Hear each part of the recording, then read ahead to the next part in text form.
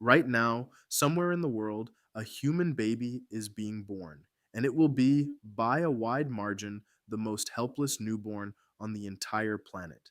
It cannot walk, it cannot crawl, it cannot roll over or lift its own head or cling to its mother or do a single thing to keep itself alive. Left alone, it would not last a day. Now compare that to almost everything else that gets born. A baby wildebeest is standing within minutes and running from lions within the hour. A newborn chimpanzee, your closest living relative, can grip so tightly it hangs from its mother's fur on the day it is born. And your baby? Your baby cannot hold up its own head for 3 months.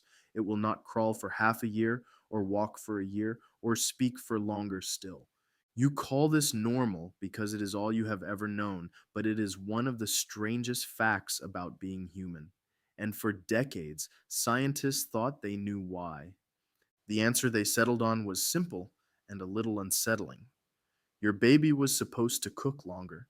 It was born too early, evicted from the womb before it was anywhere near finished. It is one of the most famous ideas in human evolution, and there is a real chance it is wrong. In 1960, an anthropologist named Sherwood Washburn laid out an argument so clean it went straight into the textbooks. He called it the obstetrical dilemma. At some point, your ancestors stood up and started walking on two legs. Walking upright is efficient, but it narrows the pelvis, the ring of bone a baby has to pass through to be born. So the doorway got smaller.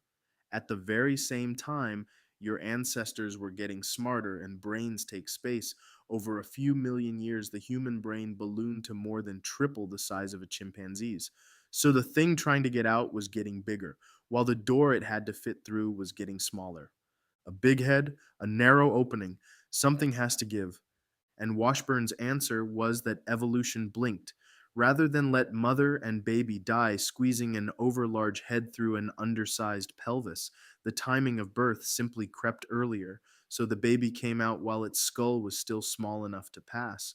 The price was a newborn that finishes its growing on the outside. Scientists call this secondary altriciality.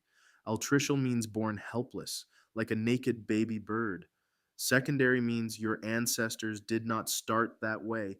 They gave birth to ready made babies, and somewhere along the line, evolution walked it back.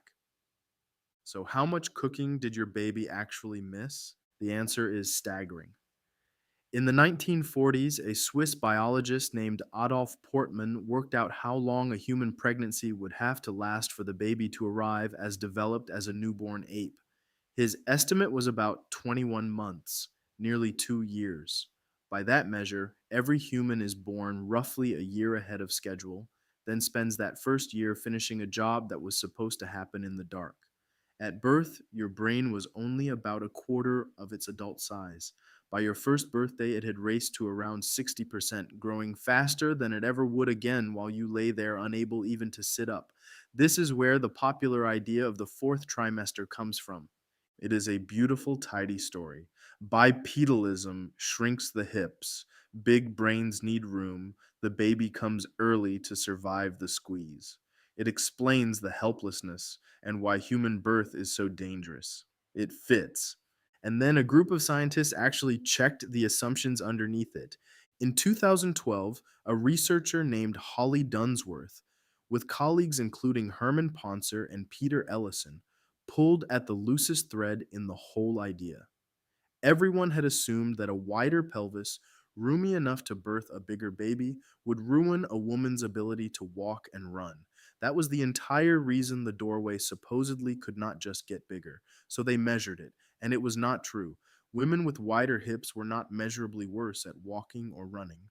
The supposed trade off barely showed up in the data. So, if the pelvis is not the reason, what ends a pregnancy? Their answer had nothing to do with space, it had to do with fuel. Growing a baby is astonishingly expensive, and by the end of pregnancy, a mother is burning energy at roughly twice the rate her body uses just to stay alive, which is about the maximum a human body can sustain for months without breaking down. Their argument is that birth happens not when the baby runs out of room, but when its hunger for energy finally outstrips what the mother can supply. The baby is not evicted for being too big to fit. It is born because the mother, quite literally, runs out of fuel to keep it growing inside. Not a door slamming shut, but a tank running dry. And here the famous story wobbles harder, because compared carefully to other primates, human babies are not nearly as premature as everyone assumed. A human pregnancy is not actually short for an ape of this body size, and by many measures, a human newborn is not wildly less finished than a newborn gorilla or chimp. The helplessness is real, but the idea that your baby was ripped out of the oven long before it was done may be, at least partly, a myth built on a comparison nobody had checked. This is not settled science. Defenders of the old idea note the metabolic ceiling was measured on only a small number of women, and researchers are still genuinely arguing about why you were born as helpless as you were. But step back from the argument, and something much larger comes into view. Because whatever the cause, the helplessness itself changed everything about being human. Think about what a completely defenseless baby demands: to be carried, fed, warmed, and watched every hour for years, long past the point where any other ape lets its young start fending for themselves. A mother chimpanzee raises her baby almost entirely alone. A human mother faced with a creature this helpless for this long simply cannot. It is too much for one person, and so the helpless baby quietly rewired the entire species. The anthropologist Sarah Hrdy has argued that humans became cooperative breeders.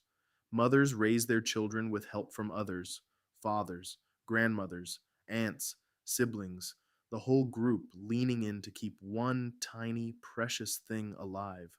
No other great ape hands its newborn around the way humans do. That willingness to share the load, to care for a child who is not your own, may be one of the deepest roots of human kindness itself. The most helpless newborn on Earth may be the very reason its species became the most cooperative. So, return one last time to that newborn from the beginning, the one that cannot lift its own head. For 100 years, the story was that it came out unfinished, hustled into the world before it was ready. Maybe that is true, maybe only half true.